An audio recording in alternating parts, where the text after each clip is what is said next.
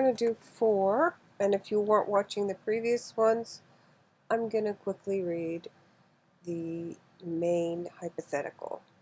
Carl and Homer entered into a valid written contract under which Carl agreed to build a house on Homer's lot. Homer agreed to pay $150,000 for the house.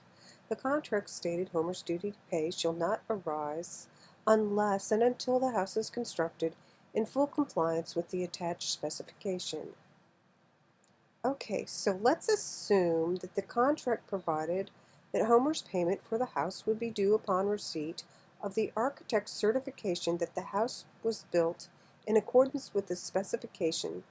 The architect refused to issue such a certification because the fireplace was not constructed in a workmanlike manner as required by the specifications. Homer refused to pay the contract price.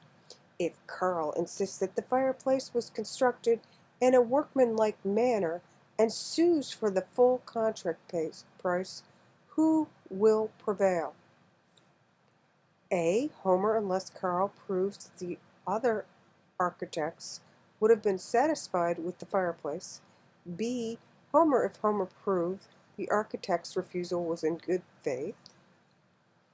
Or C. Carl, unless Homer proves the architect's refusal to certify was both reasonable and in good faith. Or D. Carl, if Carl proves the fireplace was constructed in a workmanlike manner. Now you may want to pause this because I'm going to tell you what the correct answer is, and it might take you a little longer.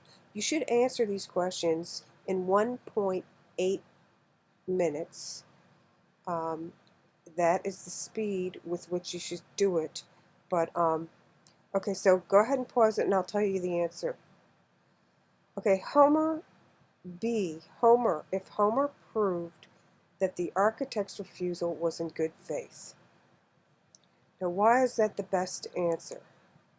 It's the best answer because satisfaction of the obliger as a condition, when it is a condition of the obliger's duty that he be satisfied with respect to the obligee's performance or with respect to something else, and it's practicable to determine whether a reasonable person in the position of the obliger would be satisfied. An interpretation is preferred under which the condition occurs is such as reasonable position in the position of the obliger would be satisfied. So the courts are going to look at that contract. They do have a contract. We've already established that. If you watch the earlier videos, we know there's a contract and he has to follow the terms, and that was written in. And the courts, if this guy's a professional architect and he's saying it's not in compliance, then he doesn't have to pay until that's fixed. Okay, that is not a minor. There's something wrong with the fireplace. The fireplace could be hazardous, and it's not constructed appropriately. The architect's not going to issue the certification. So that is why B is the best answer, because Homer, this is all in good faith. So the burden of proof would be on Carl,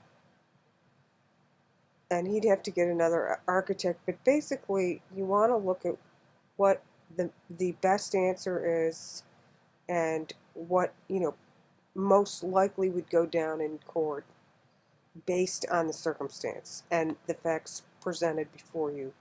Don't add anything else in. And basically that's it. Okay, we got to move to the next one. That exam in June is coming up for many. Okay, take care.